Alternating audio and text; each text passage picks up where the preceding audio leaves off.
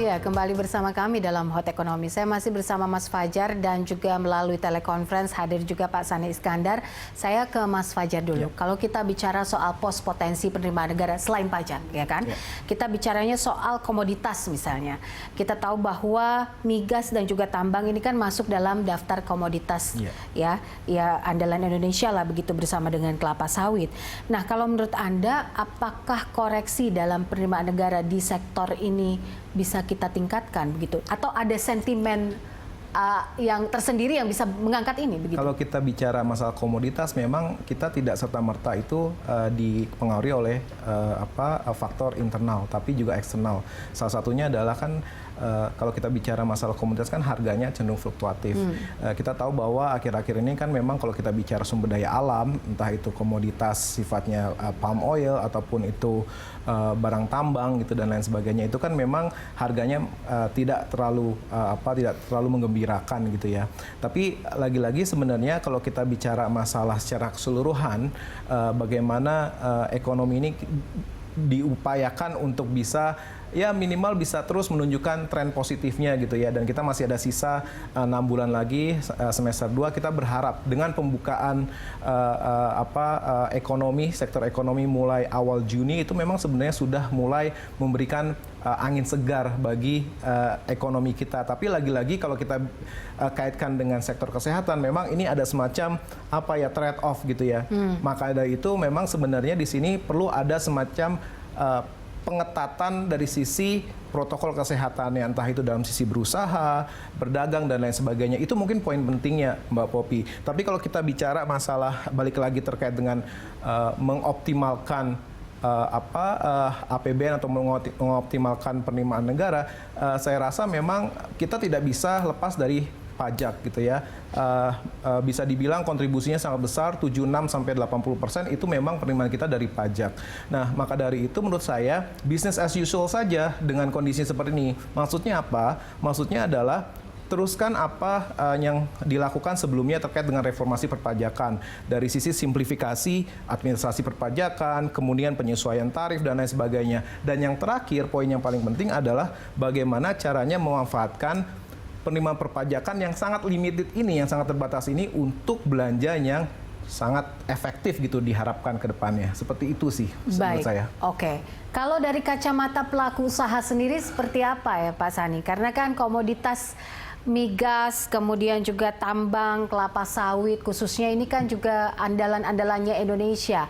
Kalau menurut Anda di lapangan sendiri seperti apa pergerakan harga komoditas? Adakah sentimen yang bisa mengangkat ini? Ya, memang ya harga komoditas ini kan kita nggak bisa lepas ya daripada kondisi perdagangan dunia ya. Tapi yang kita bisa lakukan adalah ya terus di dalam rangka kita ini meningkatkan program hilirisasi industri kita lah. Bagaimana supaya produk-produk potensi sumber daya alam kita ini bisa terus ditingkatkan added value-nya ya. Dan ini sekarang praktis memang beberapa kawasan-kawasan industri itu sudah tersebar ya di beberapa daerah di luar Jawa, dan itu juga mereka punya andalan-andalan sendiri untuk jenis industrinya, baik yang berhubungan dengan mineral tambang ataukah kelautan ataukah agro dan sebagainya. Jadi ini kemampuan untuk kita juga bisa meyakinkan investor ya untuk masuk. Ambil contoh lah misalkan, dan ini memang nggak bisa lepas dengan aspek-aspek yang lainnya. Ini mohon maaf, misalkan saya mengangkat misalkan kasus yang terkait dengan di Morowali dan Konawe lah, termasuk yang nanti rencananya di Weda Bay di Maluku di Halmahera Tengah. Ini misalkan untuk Morowali dan Konawe ini kan memang potensinya luar biasa ya, besar sekali untuk smelter pironikel itu. Yang konon katanya ekspornya itu sampai dalam setahun itu bisa sampai 6 miliar US dollar. Jadi memang besar sekali.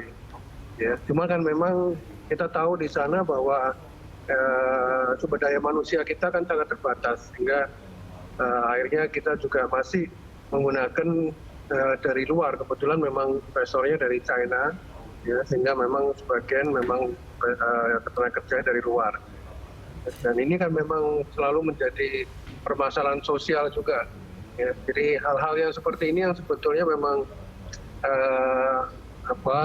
kita menanganinya juga harus secara bijak ya. Jadi jangan sampai akhirnya investasi-investasi yang sudah masuk ini akhirnya udah kapok gitu ya.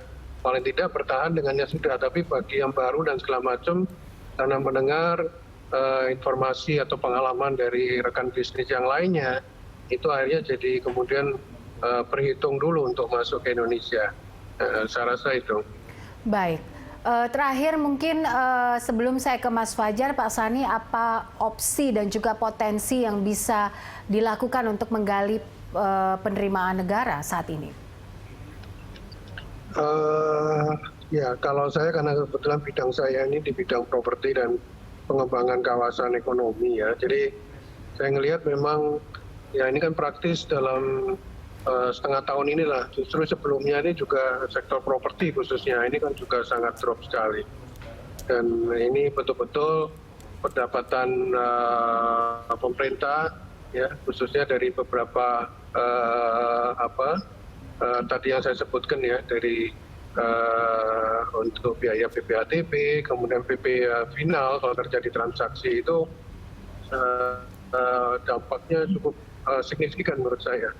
Jadi saya rasa properti ini juga harus diperhatikan karena memang dia memberikan dampak yang cukup luas terhadap perekonomian kita.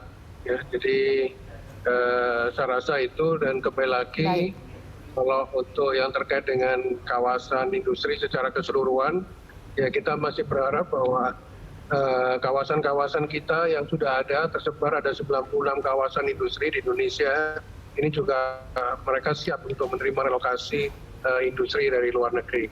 Oke. Saya rasa itu. Baik. Terima kasih Mbak, terima kasih Pak Fajar. Baik, terima kasih Pak Sani untuk waktunya dan juga inputnya bersama kami dalam Hot Economy. Sebelum saya menutup Mas Fajar, mungkin closing statement, apa potensi yang bisa digali? Selain tadi Anda bilang bahwa kondisi logistik dan juga transportasi.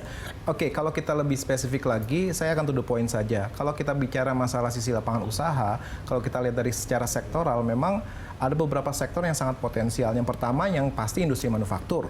Yang kedua terkait dengan perdagangan. Yang ketiga konstruksi atau properti yang tadi disampaikan oleh Pak Sani. Kemudian ada pertanian dan juga yang terakhir adalah jasa. Jadi ada 5 sektor itu. Jasa itu termasuk dari transportasi dan pergudangan tadi. Nah itulah memang PR-nya adalah bagaimana caranya menggairahkan sektor-sektor itu. Walaupun memang ada relaksasi perpajakan atau relaksasi pajak gitu ya bagi sektor tersebut, tapi minimal ada beberapa persentase yang bisa masuk ke penerimaan negara seperti itu, Mbak Popi. Baik, terima kasih Mas Fajar untuk inputnya. Kami harapkan ini bisa didengarkan juga oleh pemerintah dan juga bisa menjadi salah satu potensi untuk terus meningkatkan penerimaan negara kita. Pak Sani, terima kasih juga mungkin sudah ditutup ya telekonferensinya tadi, dan pemirsa sampai di sini kebersamaan kita dalam Hot Economy. Anda bisa mengirimkan informasi dan saran ke email kami di redaksi @berita1.tv atau follow kami